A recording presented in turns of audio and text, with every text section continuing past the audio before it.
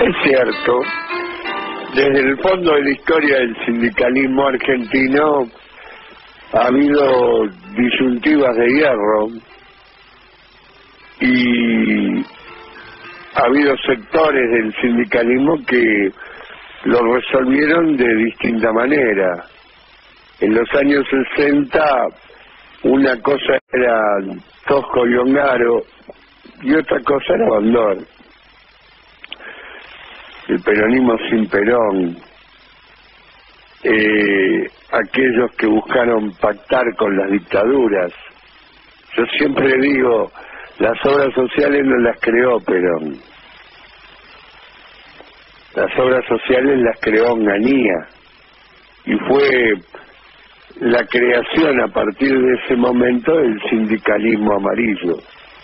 Pero a lo largo de la historia argentina, el sindicalismo ha tenido una disyuntiva de hierro que resolver.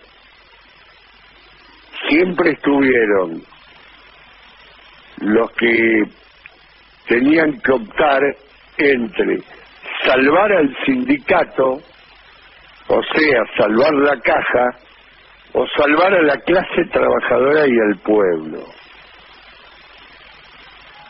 Entre los que estaban por salvar el sindicato, ahí están apilados. Son los mismos que pactaron con las dictaduras en los 60. Son los mismos que enfrentaron a los sectores revolucionarios en los 70. Son los mismos que fueron socios de la dictadura, como el papá de Triaca. Son los mismos que en los 90 fueron la pata necesaria para implementar el sindicalismo amarillo, mira vos, y traidor a lo largo de todos los tiempos, que estuvieron detrás de cada flexibilización, de cada ajuste, de cada entrega de derechos, que fueron la pata necesaria para los sectores más mafiosos que se expresan después en personajes ridículos como el Caballo Suárez, o como el que detuvieron anoche, ¿no? Donde se mezcla todo: el sindicato, la caja, los negocios, los vueltos, los punteros, la plata. Ese es un sindicalismo que se apoya en el unicato sindical.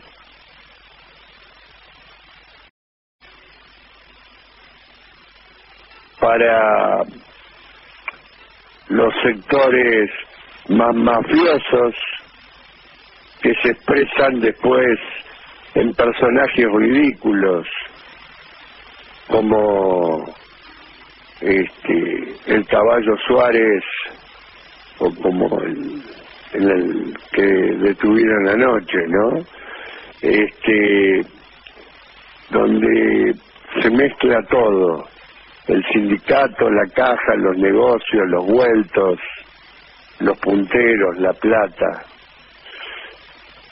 Ese es un sindicalismo que se apoya en el unicato sindical. Algunos me podrán decir que esto atenta contra la unidad de la clase. Yo les digo que no. Y les muestro el ejemplo de Brasil. Brasil tiene 8 centrales sindicales y no tiene unicato sindical.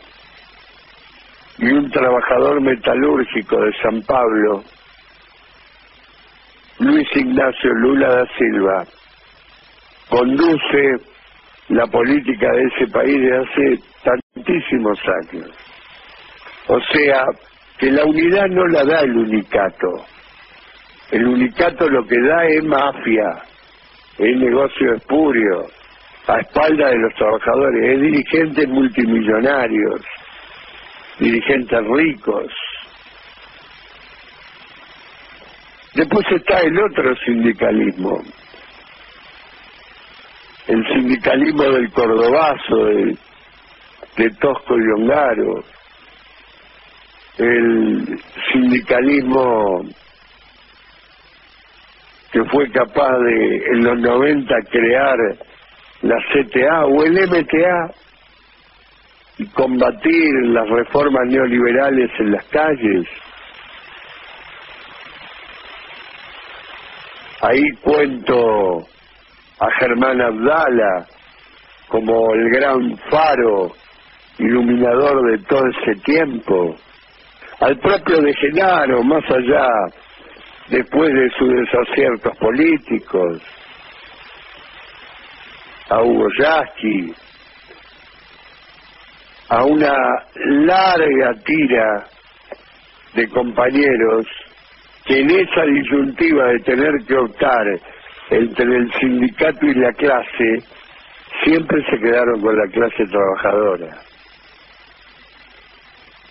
Quiero decir también que el 80% de los detenidos desaparecidos en la Argentina fueron delegados de base, delegados sindicales de base,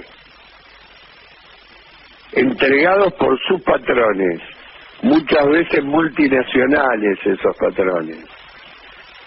Yo siempre digo, están presos los milicos asesinos. Ahora los que se beneficiaron e instigaron el golpe y el genocidio están todos en libertad, están todos en libertad.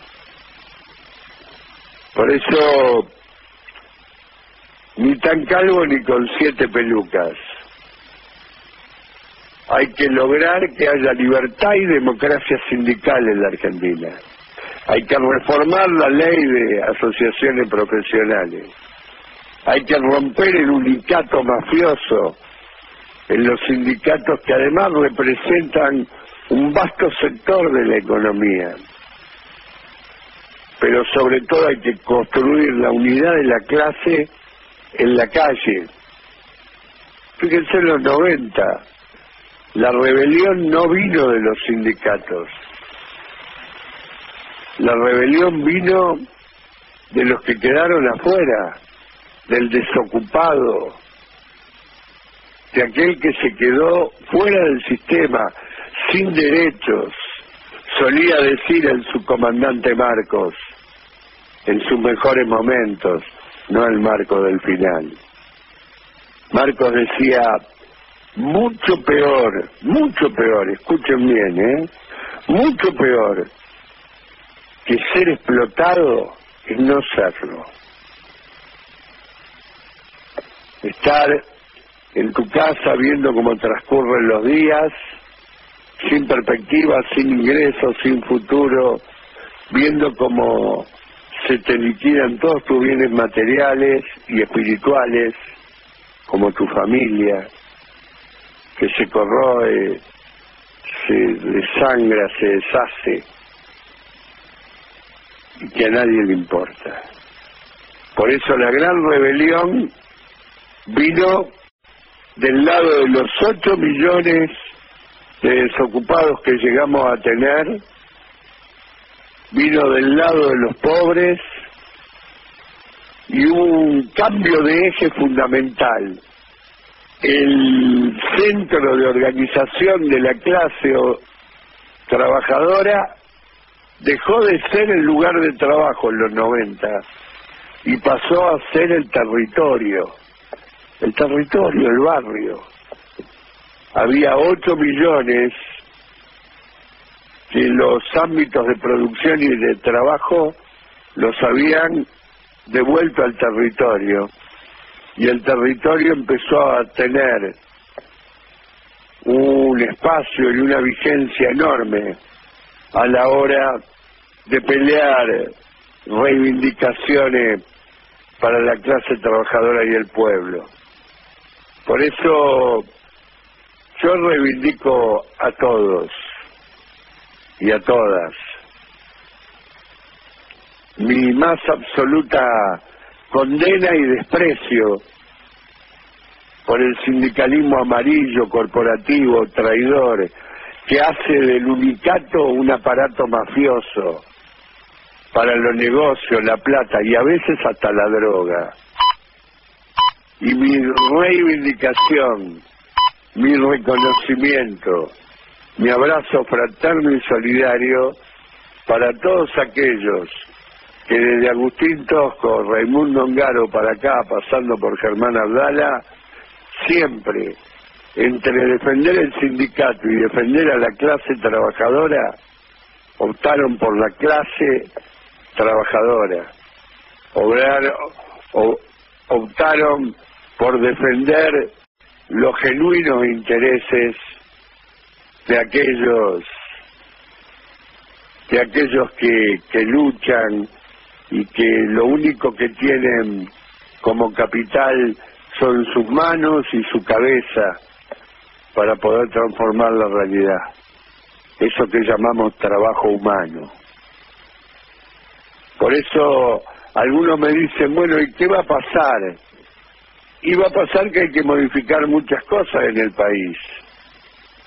Y alguno me dirá, che Luis, si vos no querés que haya obras sociales, la verdad, las obras sociales las inventó Onganía para tener maniatados a los sindicatos. A Macri le tendríamos que estar haciendo un plan de lucha y movilización hace rato.